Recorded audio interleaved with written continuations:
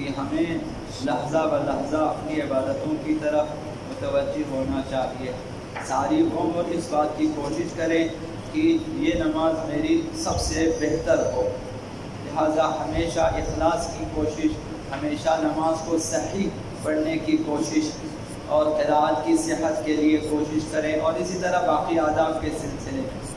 کیونکہ یہ زندگی جو ہے یہ تکرار شدنی نہیں ہے، دوبارہ زندگی نہیں ملے گی. خدا متعال نے قرآن مجید میں صراحتاً فرمایا کہ انسان یہاں سے جانے کے بعد آرزو کرتا ہے رب ارجعونی، پروردگار مجھے واپس بھیج دیں، لعلی اعمل صالحا فیما ترکت، کہ میں نے دنیا میں جو کچھ چھوڑا ہے دوبارہ میں اسی دنیا میں اچھا کام کرنا چاہتا ہوں. خدا متعال انکار فرماتا ہے کلا، ایسا نہیں ہوگا.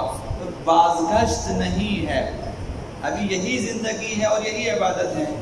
انہی چیزوں کو درست کر کے لے کے جانا ہوتا ہے، یہ ہماری ذمہ داری ہے. تو جب وہاں جائیں اور وہاں پتہ چلے کہ ہماری نمازیں، عبادتیں، باقی چیزیں درست نہ تھیں، پھر مسائل ہیں. لہٰذا ہمیشہ دقت کیا کریں. ابھی بعض گھروں میں فوتگی ہو جاتی ہے اور وہاں پہ مثلا ان کے وارثین چاہتے ہیں کہ مرحوم کی نمازیں پڑھیں، مرحوم کے روزے رکھیں مثلا. تو اگر خود ان کی نمازیں درست نہ ہوں تو وہ مرحوم کی نمازیں بھی پڑھ لیں، کوئی فائدہ نہیں ہے. پہلے اپنی نمازیں درست کر. لہٰذا جس نے بھی کسی مرحوم کی نماز پڑھنی ہے وہ پہلے اپنی نماز کو ٹھیک کرے، جا کر پوچھیں کسی جاننے والے سے کہ یہ میری نماز ہے، اسے آپ دیکھیں کہ اس میں حمد و سورہ، رکوع و سجود اور ذکر نماز وغیرہ درست ہیں یا اگر ہیں بے شک پھر آپ پڑھیں. ورنہ پھر ان کی مرحوم کی جو نمازیں اس کی مسئولیت بھی آپ کے ذمہ آ جائے گی. اسی طرح جو لوگ نیابتاً حج پہ جانا چاہتے ہیں ان کا حج اپنا درست ہونا چاہیے. اسی طرح نیابتاً عمرے پہ جانا چاہتے ہیں یا کسی کی نیابت میں روزے رکھنا چاہتے ہیں، یا مثلا جو ہے ختم قرآن کی نیابت آپ لے لیتے، بھائی میں ایک قرآن ختم کروں گا.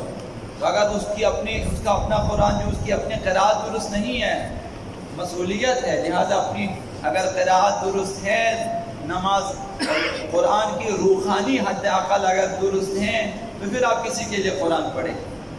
یہ چیزیں پہلے درست کرنی چاہیے.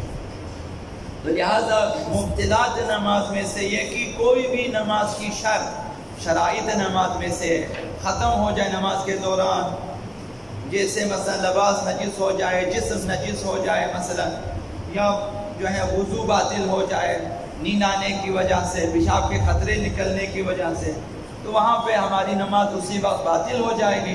جا کر دوبارہ ان چیزوں کو درست کر کے واپس جو ہے نماز پڑھنی چاہیے.